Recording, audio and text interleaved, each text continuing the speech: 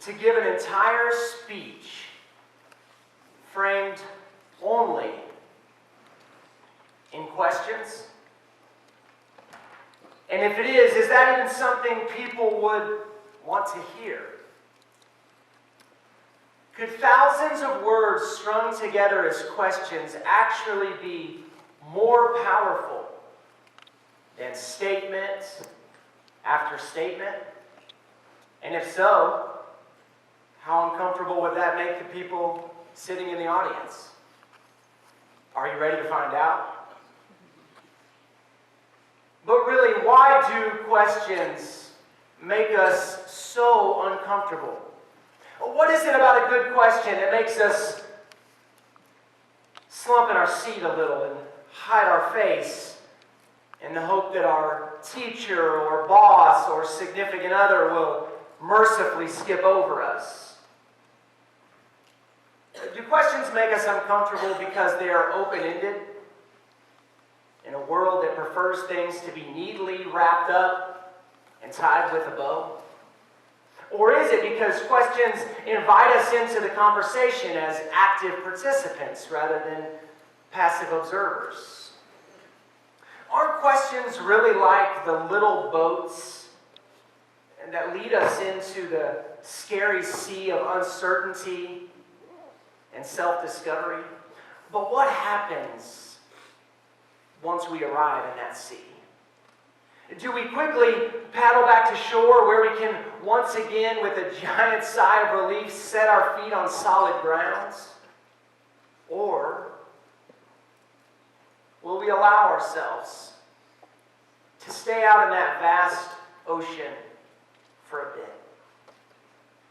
Will we let ourselves row around, crest some waves, taste the salt on our lips, feel the heat of the maritime sun, and learn what it means to be a sailor? That second scenario is why questions make us so uncomfortable, isn't it? Because who is in control when we get out there in the ocean? It's not only us, is it? Maybe it's the waves, maybe the winds, or maybe even something under the waters. Any Jaws fans out there? But that's what scares us so much about questions, isn't it? Isn't it that lack of control that just totally and completely freaks us out? Isn't it our fear of the unknown and the mystery of the abyss and our lack of solid footing? It just sets off all of our internal alarms. Remember when you were a kid and you would ask your mom and dad questions all the time? Why do kids do that? Why did we all do that? It's because we're curious, right? But isn't it also more than that? Isn't it also that as kids we're much more fearless? As kids, aren't we less worried about looking silly or what other people will think? As kids, aren't we unafraid if the answer is that there is no answer at all? And as kids, aren't we more willing to live in that ambiguity that as adults, we are just absolutely terrible at living in? What if I told you today that the greatest and most incredible work in the world has almost always come from people willing to ask great questions? What if I proposed to you that the world has constantly been changed by people who are willing to see the world as it could be and not simply as it is? What if I suggested today that your life can and will be changed forever if you're willing to embrace the uncomfortable nature of questions and the uncertainty that comes with them? What if I could assure you that any lack of control you feel today will soon be replaced with a new set of senses? Will you let yourself hear these new, curious sounds? Will you allow yourself to touch these fresh and never-before-seen ideas? Will you give yourself the freedom to see the world in ways you've never seen it before? And will you chew on the wonderment of a world that is truly new every morning? What kind of world would it be if we were all willing to ask more and better questions? What would happen if every adult began wondering why, with the ferocity and intensity we did when we were children? What would it look like if we began responding to "it can't be done" by asking, "but why not?" And is this perhaps the most uncomfortable but life-changing question of all? Why not me? If people are starving, who will feed them? Why not me? If people are homeless, who will house them? Why not me? If kids are being sold into slavery, who will help free them? Why not me? Do you see how that question, those three little words, changes everything? It's uncomfortable, isn't it? And why so?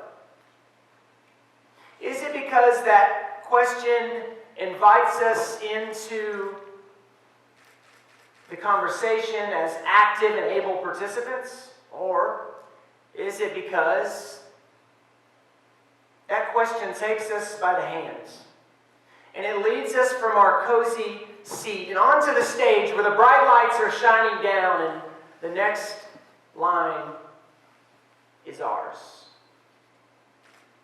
Will you close your eyes for me? Yes, I'm serious. Will you stop for a second and close your eyes for me right now? And will you imagine that you take my hand right now? And will you walk up on this stage with me? And do you feel the heat of those bright lights? Do you feel the soft carpet under your feet? Do you sense the uneasiness of your nerves and the small but shrinking ball of fear in your stomach? Now, will you take the next line in this whole thing? Will you let your boat start to float slowly and even aimlessly out into that scary sea of uncertainty and self-discovery? Will you stay there a while and ask yourself this one single life-altering question? Why not me? Why not me? Okay, will you open your eyes? Are you wondering, why not me? What? But the what doesn't matter, does it?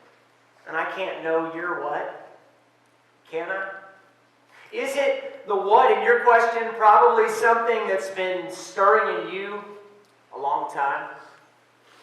Isn't it some truth you've been uncomfortable with and trying to push away for longer than you can remember? And now, for my 74th consecutive question, totaling more than 1,000 words, will you allow me to shift a bit and close with some final statements?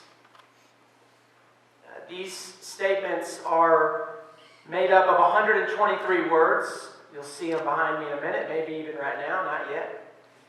These 123 words all come from questions I've already asked above. You may have noticed on some of the slides that there was words that were highlighted in blue.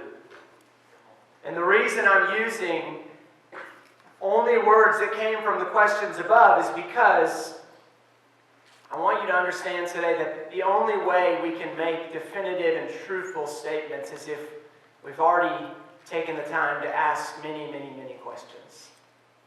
And so each one of these 123 words, yes, each one, came from one of the questions I already asked above. The questions do not have to make us so uncomfortable. We can embrace the uneasiness of the unknown and the mystery of the abyss, and we can learn to walk better, even when we lack solid footing. And we can only do this by asking more questions, not less. And we can only do this by asking, why not me, more, not less.